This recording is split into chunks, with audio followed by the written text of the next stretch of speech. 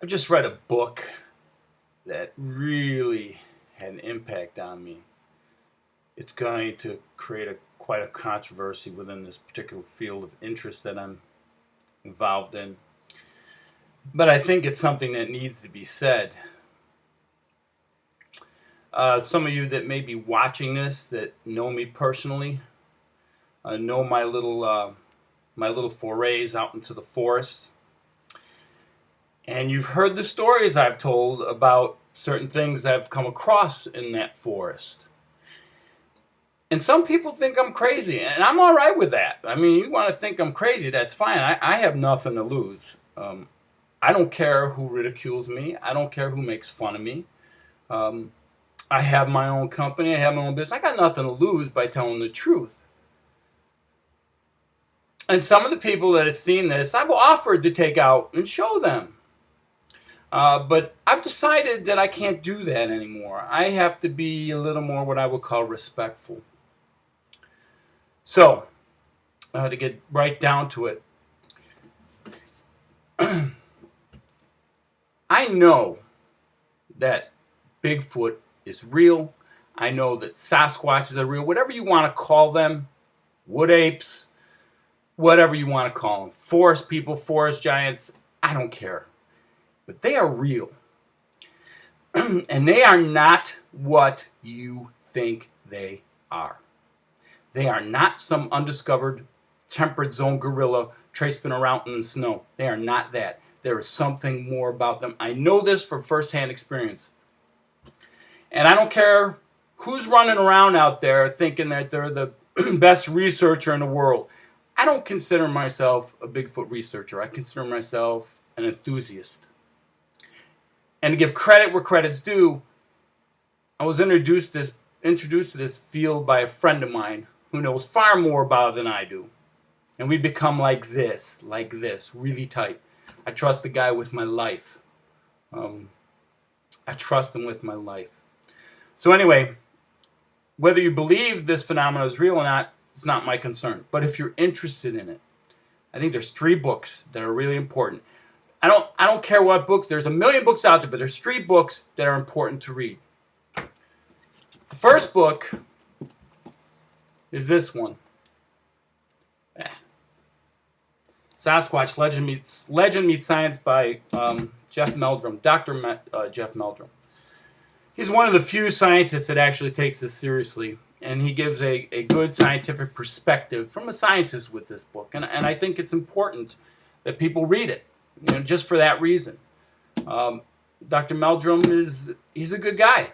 And despite what people may say about him and the professional suicide he's committed over this is astronomical. And he knows it. So he's got to walk a line with what he's going to say in his books. And this is a great book. There's another book. The Locals by Tom Powell. This is a great book. This has got a great lineup of things in there, of stories and scientific method, and he really takes you through the whole Sasquatch phenomenon, every aspect of it. Some of the stories in here I found just a little too hard to believe.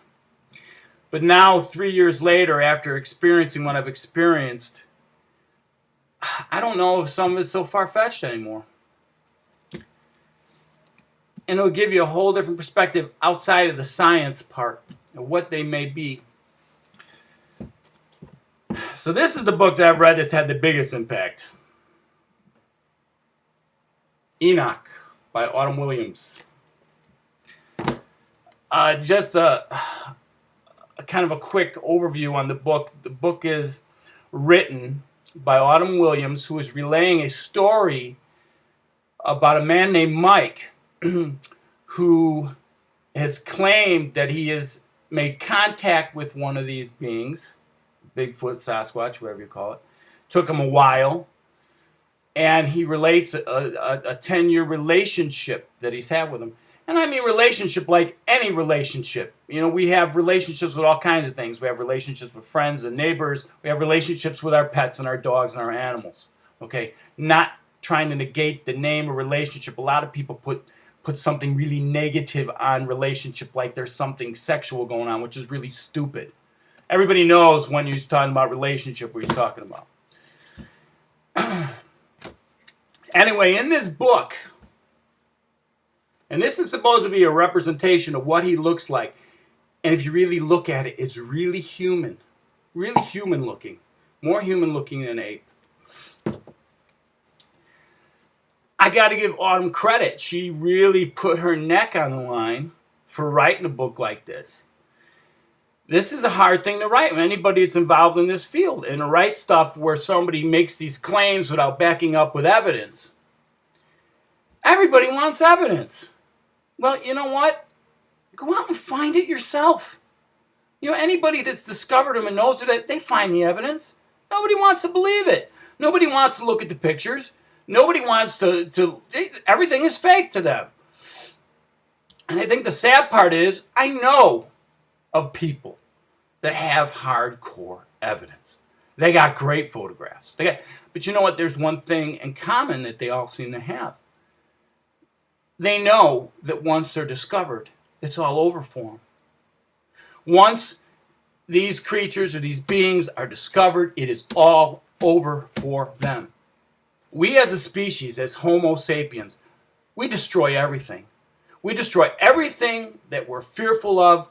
We destroy everything for personal gain. The amount of species that have been destroyed because of our short-sightedness is astronomical, and it's still going on. We kill off things without any regard to what future generations may think. And it's terrible. You know, every time that we destroy something to where it doesn't exist anymore, it's a travesty against God. Because when you remove any living thing from the planet, you take something away from the glory of the Almighty. So people could look at something and say, look at the splendor of this. You know, imagine what the world would be like without roses.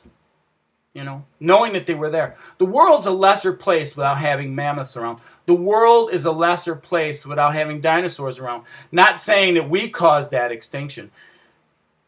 What I'm saying is when we purposely drive something away. I mean, imagine the oceans without whales.